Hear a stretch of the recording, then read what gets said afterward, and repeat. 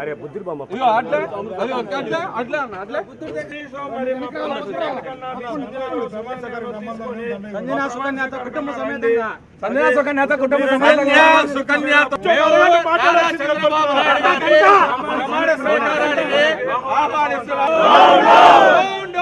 రాంబాబు సుకన్య రాంబాబు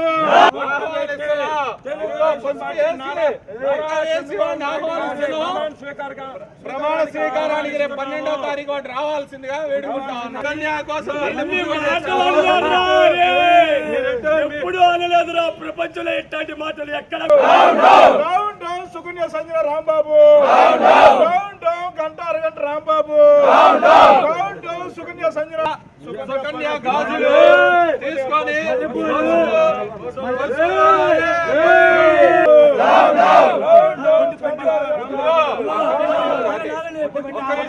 ఇంటి ముందు ఇవాళ మేము చేయాల్సి వచ్చింది, లేకపోతే ఇవాళ ఈ అవసరం కూడా మాకు వచ్చేది కాదు.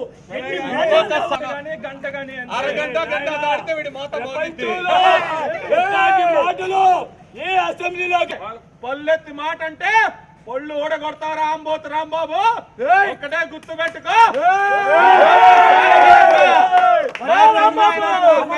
జోలికి వస్తే మా పవన్ కళ్యాణ్ జోలికి వచ్చినా సరే నీకు పుచ్చ పగలగొట్టే సీను సితారం అయిద్దని చెప్పి కూడా ఈ సందర్భంగా హెచ్చరిస్తా ఉన్నా.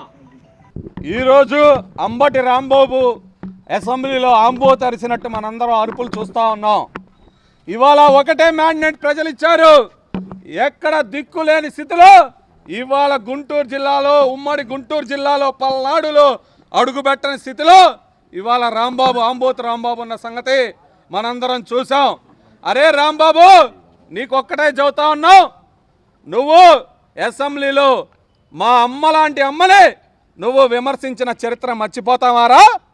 నువ్వు ఆంబోతులాగా ఒక ఎదవలాగా, ఎదవర్నారులో ఎదవలాగా నిన్ను ప్రజలు పోలవరం మరి పట్టిసీమ పులిచింతల చూడమని పంపిస్తే అసెంబ్లీకి నువ్వు చూసింది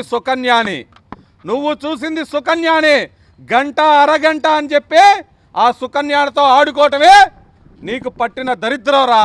ఇవాళ నీ వైసీపీ ప్రభుత్వం కూడా గంట అరగంట కాలతో మునిగిపోయి ఇవాళ ఎలాంటి పరిస్థితులు ఉన్నాయో ఆంధ్రప్రదేశ్ రాష్ట్రంలో మనందరం చూసాం.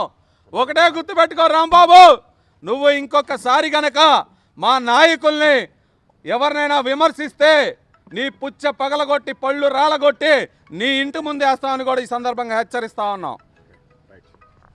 అరే అంబటి రాంబాబుగా ఎటకారంగా మాట్లాడి ఒక నవ్వులు చిందిస్తూ నువ్వు జోకర్వో కమిడియన్వో మంత్రివో అర్థం కాని పరిస్థితిలో రాష్ట్రం 2.5 సంవత్సరాలు నువ్వు చేసిన తీరు, దానన్నిటికీ మించి ఆంధ్రప్రదేశ్కి అమ్మలాంటి భువనేశ్వరమ్మ మీద నువ్వు వేసిన నింద నా కొడక ఇప్పుడు కూడా ప్రతి ఒక్క తెలుగువారి రక్తం నర్రరాన పొంగుతూ ఉంది. గుర్తుపెట్టుకో. ఇంకొకసారి నువ్వు నీ పరిస్థితులను మార్చుకోకుండా లోకేష్ గారిని కానీ, చంద్రబాబు నాయుడు గారిని కానీ, పవన్ కళ్యాణ్ గారిని కానీ, మా తెలుగుదేశం పార్టీ ఏ నాయకుడినైనా ఏ కార్యకర్తనైనా విమర్శిస్తే నా కొడక గుడ్డ రోడ్డు తీసి నన్ను రోడ్డు మీద కొట్టుకుంటూ చేసిపోతావు అని చెప్పి నీ ఇంటి ముందు నుంచి సవాల్ చేస్తున్నావు. గుర్తుపెట్టుకో రాంబాబు, ఏం చేశావు నువ్వు? 2.5 సంవత్సరాలు నువ్వు ఇరిగేషన్ మినిస్టర్గా ఉండి నువ్వు పోలవరం గురించి నీకు తెలుసా? పట్టిసీమ గురించి నీకు తెలుసా?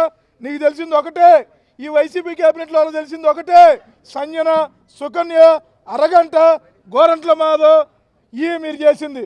ఇంకొక మంత్రి మీ వైఎస్ఆర్ కాంగ్రెస్ పార్టీకి రోజులు చెల్లించారు. మీ పాలన చూసి ప్రజలు 164 సీట్లతో తెలుగుదేశం పార్టీకి మ్యాండేట్ ఇచ్చారు. గుర్తుపెట్టుకోండి, మీరు ఎవరైనా సరే వైసీపీ నాయకులందరికీ ఒకటే వార్నింగ్ ఇస్తా ఉన్నాం.